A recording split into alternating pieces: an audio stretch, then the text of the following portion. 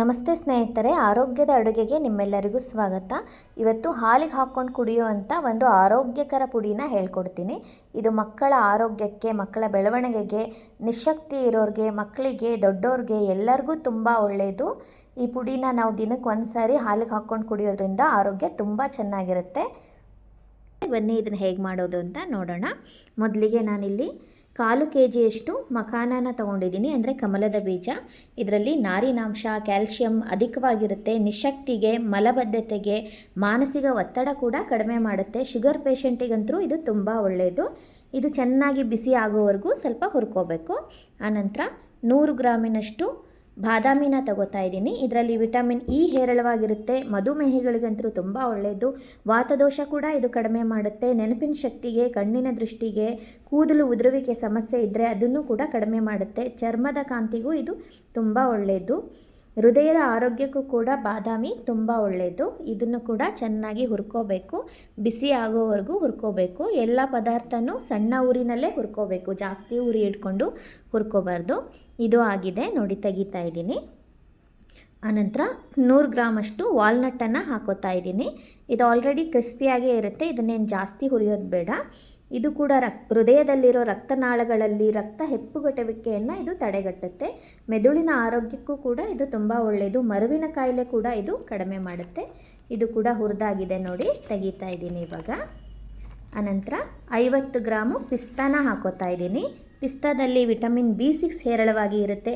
ಕೆಟ್ಟ ಕೊಲೆಸ್ಟ್ರಾಲನ್ನು ದೇಹದಿಂದ ಹೊರಹಾಕುವಲ್ಲಿ ಇದು ತುಂಬ ಸಹಕಾರಿ. ಮೆದುಳಿನ ಆರೋಗ್ಯಕ್ಕೂ ತುಂಬ ಒಳ್ಳೆಯದು. ಹೃದಯದ ಆರೋಗ್ಯಕ್ಕೂ ತುಂಬ ಒಳ್ಳೆಯದು. ಬಿಳಿ ರಕ್ತ ಕಣಗಳನ್ನು ಕೂಡ ಇದು ಜಾಸ್ತಿ ಮಾಡುತ್ತೆ ನಮ್ಮ ಬಾಡಿನಲ್ಲಿ. ಇದನ್ನು ಕೂಡ ಸ್ವಲ್ಪ ಚೆನ್ನಾಗಿ ಹುರಿಬೇಕು, ಸಣ್ಣ ಉರಿನಲ್ಲಿ. ಈ ನೋಡಿ ಹುರಿದಾಗಿದೆ, ಇದನ್ನು ತೆಗಿತಾ ಇದ್ದೀನಿ. ಅನಂತರ 50 ಗ್ರಾಮ್ ಗೋಡಂಬಿನ ಹಾಕೋತಾ ಇದ್ದೀನಿ. ಇದು ಸ್ವಲ್ಪ ಉಷ್ಣ ಪದಾರ್ಥ. ಮೂಳೆಗಳನ್ನು ಗಟ್ಟಿಗೊಳಿಸುವಲ್ಲಿ ಇದು ತುಂಬ ಸಹಾಯಕಾರಿ. ರಕ್ತದ ಕಾಯಿಲೆಗೆ ಕೂಡ ತುಂಬ ಒಳ್ಳೆಯದು. ಮೈಗ್ರೇನ್ ಸಮಸ್ಯೆ ಕೂಡ ಇದು ಕಡಿಮೆ ಮಾಡುತ್ತೆ. ಕೂದಲು ಬೆಳೆಯೋದಕ್ಕೂ ಕೂಡ ಇದು ಸಹಕಾರಿಯಾಗಿರುತ್ತೆ. ಇದನ್ನು ಕೂಡ ಚೆನ್ನಾಗಿ ಹುರ್ಕೋಬೇಕು, ಸಣ್ಣ ಉರಿನಲ್ಲೇ ಚೆನ್ನಾಗಿ ಹುರ್ಕೋಬೇಕು. ಇದನ್ನು ಹುರಿದಾಗಿದೆ. ಗೋಡಂಬಿ ಕೂಡ ನಾನು ತೆಗಿತಾ ಇದ್ದೀನಿ.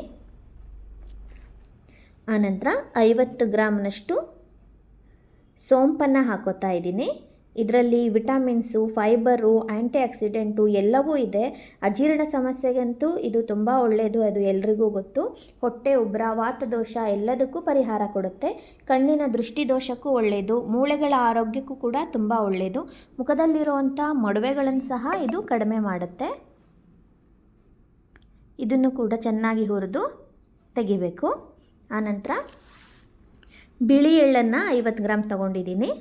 ಇದನ್ನು ಕೂಡ ಹಾಕೋತಾ ಇದ್ದೀನಿ. ಎಳ್ಳಿನಲ್ಲಿ ತುಂಬ ಖನಿಜಾಂಶ ಇದೆ. ಇದರಲ್ಲಿ protein, fibre, vitamin A, B1, B2, B6, B9, vitamin C, E ಇಷ್ಟೆಲ್ಲ ಇದೆ. ಇದರಲ್ಲಿ ಯಥೇಚ್ಛವಾಗಿ ನಾರಿನಾಂಶ ಇರೋದ್ರಿಂದ ಮಲಬದ್ಧತೆಗೆ ಇದು ತುಂಬ ಉಪಕಾರಿ.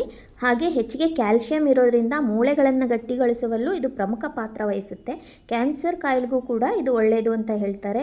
ನಂತರ ಹೆಣ್ಣು ಮಕ್ಕಳ ಮುಟ್ಟಿನ ಸಮಸ್ಯೆಗಂತೂ ಇದು ತುಂಬ ಒಳ್ಳೆಯದು. ಮೈಗ್ರೇನ್, ತಲೆನೋವು ಕೂಡ ಇದು ಕಡಿಮೆ ಮಾಡುತ್ತೆ. ಎಳ್ಳನ್ನು ನಾವು ಪ್ರತಿನಿತ್ಯ ಸೇವನೆ ಮಾಡೋದರಿಂದ. ಎಳ್ಳು ಚಟಪಟ ಅನ್ನೋವರೆಗೂ ಚೆನ್ನಾಗಿ ಹುರಿದು ತೆಗಿಬೇಕು. ಆನಂತರ 50 ಗ್ರಾಮು ಗಸಗಸೆನ ಹಾಕೋತಾ ಇದ್ದೀನಿ. ಇದರಲ್ಲಿ ಕ್ಯಾಲ್ಶಿಯಮ್ಮು, ಫಾಸ್ಫರಸ್ಸು, ಮ್ಯಾಂಗನೀಸು ಇರುತ್ತೆ. ನಿದ್ರಾಹೀನತೆಗೆ ತುಂಬ ಒಳ್ಳೆಯದು. ಈ ಹಾಲನ್ನು ನೀವು ಯಾರಿಗೆ ನಿದ್ರೆ ಬರಲ್ಲ ಚೆನ್ನಾಗಿ, ಅವರು ರಾತ್ರಿ 1 ಲೋಟ ಹಾಲಿಗೆ 2 ಚಮಚ ಪುಡಿ ಹಾಕ್ಕೊಂಡು ಕುಡಿದು ಮಲಗಿದ್ರೆ ಒಳ್ಳೆ ನಿದ್ದೆ ಕೂಡ ಬರುತ್ತೆ.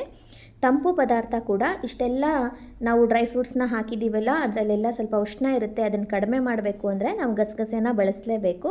ಗಸಗಸೆ ತಂಪು ಪದಾರ್ಥ ಆಗಿರೋದ್ರಿಂದ ಗಸಗಸೆನ ಹಾಕೋಬೇಕು. ಇದನ್ನು ಚಟಪಟ ಅನ್ನೋ ತನಕ ಹುರಿದು ತೆಗಿಬೇಕು. ಆನಂತರ 25 ಗ್ರಾಮ್ನಷ್ಟು ಮೆಣಸನ್ನು ಹಾಕೋತಾ ಇದ್ದೀನಿ. ಮೆಣಸು ಕಫ, ವಾತ ಇದರಿಂದ ಬರೋ ಅಂಥ ಎಲ್ಲ ರೋಗಗಳನ್ನು ದೂರ ಮಾಡುತ್ತೆ. ಕಣ್ಣಿನ ದೃಷ್ಟಿಗೂ ತುಂಬ ಒಳ್ಳೆಯದು. ಕೂದಲು ಉದುರೋದಕ್ಕೂ ಕೂಡ ಇದು ತುಂಬ ಒಳ್ಳೆಯದು. ಕೆಮ್ಮು, ನೆಗಡಿ ಆದಾಗೆಲ್ಲ ಮೆಣಸನ್ನು ನಾವು ಬಳಸ್ತೀವಿ. ಈ ರೀತಿ ಬಳಸೋದ್ರಿಂದನೂ ದೇಹಕ್ಕೆ ತುಂಬ ಒಳ್ಳೆಯದಾಗುತ್ತೆ. ಮೆಣಸನ್ನು ಕೂಡ ಚೆನ್ನಾಗಿ ಹುರಿಬೇಕು ನೋಡಿ, ಈ ಥರ ಚೆನ್ನಾಗಿ ಬಿಸಿ ಆಗೋ ತನಕ ಹುರಿದು ಮೆಣಸನ್ನು ತಕ್ಕೋಬೇಕು. ಆನಂತರ 1 ಅಥವಾ 2 ಅರಿಶಿನ ಕೊಂಬನ್ನು ಕುಟ್ಟಿ ಹಾಕೋತಾ ಇದ್ದೀನಿ. ಅರಿಶಿನ ಕೂಡ ಸೇರಿಸ್ಕೋಬೋದು, ನಾನಿಲ್ಲಿ ಅರಿಶಿನ ಕೊಂಬನ್ನೇ ಹಾಕೋತಾ ಇದ್ದೀನಿ. ಇದನ್ನು ಕೂಡ ಚೆನ್ನಾಗಿ ಹುರಿಬೇಕು. ಇದು ಶ್ವಾಸಕೋಶದ ಸೋಂಕುಗಳನ್ನು ತಡೆಗಟ್ಟುತ್ತೆ, ಚರ್ಮ ರೋಗಗಳು ಬರದೇ ಇರೋ ಥರ ತಡೆಗಟ್ಟುತ್ತೆ. ಅರಿಶಿಣದ ಉಪಯೋಗ ತುಂಬ ಇದೆ. ಭಾರತೀಯ ಹೆಣ್ಣುಮಕ್ಕಳು ಅರಿಶಿನ ಇಲ್ಲದೆ ಯಾವ ಅಡುಗೆನೂ ಮಾಡೋದೇ ಇಲ್ಲ. ಅರಿಶಿನ ನಾವು ಎಲ್ಲದರಲ್ಲೂ ಬಳಸ್ತಾನೆ ಇರ್ತೀವಿ. ಇದನ್ನು ಕೂಡ ಚೆನ್ನಾಗಿ ಬಿಸಿ ಆಗೋ ತನಕ ಹುರಿಬೇಕು. ಅನಂತರ ಇದನ್ನು ಕೂಡ ತೆಗಿಬೇಕು. ಕೊನೆಯದಾಗಿ ನಾನಿಲ್ಲೊಂದು 15 ಏಲಕ್ಕಿನ ಹಾಕೋತಾ ಇದ್ದೀನಿ. ಏಲಕ್ಕಿ ಒಳ್ಳೆ ಘಮ ಕೊಡುತ್ತೆ, ಒಳ್ಳೆ ಜೀರ್ಣಕಾರಿ ಕೂಡ. ಇಷ್ಟೆಲ್ಲ ಆದಮೇಲೆ ಒಂದು 1/4 kg ಕೆಂಪು ಕಲ್ಲು ಸಕ್ಕರೆನ ಹಾಕೋತಾ ಇದ್ದೀನಿ. ಕೆಂಪು ಕಲ್ಲು ಸಕ್ಕರೆ ಕೆಮ್ಮಿಗಂತೂ ತುಂಬ ಒಳ್ಳೆಯದು, ರಕ್ತಹೀನತೆಗೂ ತುಂಬ ಒಳ್ಳೆಯದು. ಸಕ್ಕರೆ ಬದಲಾಗಿ ಕೆಂಪು ಕಲ್ಲು ಸಕ್ಕರೆ ಉಪಯೋಗಿಸಿದ್ರೆ ತುಂಬ ಒಳ್ಳೆಯದು. ಇದನ್ನೆಲ್ಲ ನಾನು ತಣ್ಣಗಾದ್ಮೇಲೆ ಮಿಕ್ಸಿ ಜಾರ್ಗೆ ಹಾಕ್ಕೊಂಡಿದ್ದೀನಿ ನೋಡಿ. ಫಸ್ಟಲ್ಲಿ ಸ್ವಲ್ಪ ದಪ್ಪ ದಪ್ಪ ಪುಡಿಯಾಗಿದೆ. ಆನಂತರ ಮತ್ತೆ ಇನ್ನೊಂದು ಸಾರಿ ಇದಷ್ಟನ್ನು ಮಿಕ್ಸ್ ಮಾಡಿಕೊಂಡು ಮಿಕ್ಸಿ ಜಾರ್ಗೆ ಹಾಕಿ ನುಣ್ಣಗೆ ಪುಡಿ ಮಾಡಿ ಇಟ್ಕೋಬೇಕು. ಇದು ಒಂದು 2 ರಿಂದ 3 ತಿಂಗಳು ನಾವು ಈ ಪುಡಿನ ಸ್ಟೋರ್ ಮಾಡಿ ಇಟ್ಕೋಬೋದು. ಮಕ್ಕಳಿಗೆ ಪ್ರತಿನಿತ್ಯ ಮಕ್ಕಳಿಗೆ ಇದನ್ನು ಹಾಕಿ ಕೊಡ್ಬೋದು, ನಾವುಗಳು ಕೂಡ ಕುಡಿಬೋದು. ದೊಡ್ಡೋರಿಗೆ ಚಿಕ್ಕವ್ರಿಗೆ ಎಲ್ಲರಿಗೂ ಕೊಡ್ಬೋದು. ಈ ಒಂದು ಪುಡಿಯಿಂದ ತುಂಬ ಉಪಯೋಗ ಇದೆ. ನಮಗೆ ಎಲ್ಲ ರೀತಿಯ ವಿಟಮಿನ್ಸ್ಗಳು ಇದರಲ್ಲೇ ಸಿಕ್ಕುತ್ತೆ. ಶಕ್ತಿಯುತವಾದ ಪುಡಿ ಅಂತ ಹೇಳ್ಬೋದು. ನೀವು ಈ ವಿಧಾನದಲ್ಲಿ ಒಂದು ಸಾರಿ ಪ್ರಯತ್ನ ಮಾಡಿ. ನಿಮಗೆ ಈ ಪುಡಿ ಎಷ್ಟು ಉಪಯೋಗ ಆಯಿತು ಅಂತ ಕಮೆಂಟ್ಸ್ ಮಾಡಿ ಹೇಳೋದನ್ನು ಮಾತ್ರ ಮರಿಬೇಡಿ. ಇದೇ ಥರದ ಆರೋಗ್ಯಕರ ಅಡುಗೆಗಳಿಗಾಗಿ ನನ್ನ ಚಾನಲನ್ನು ಸಬ್ಸ್ಕ್ರೈಬ್ ಮಾಡಿ. ಮತ್ತೆ ಇನ್ನೊಂದು ಆರೋಗ್ಯಕರ ಅಡುಗೆಯೊಂದಿಗೆ ನಿಮ್ಮನ್ನೆಲ್ಲ ಭೇಟಿಯಾಗ್ತೀನಿ. ಅಲ್ಲಿವರೆಗೂ ನಮಸ್ಕಾರ. ವಿಡಿಯೋ ನೋಡಿದ್ದಕ್ಕಾಗಿ ನಿಮ್ಮೆಲ್ಲರಿಗೂ ಧನ್ಯವಾದಗಳು.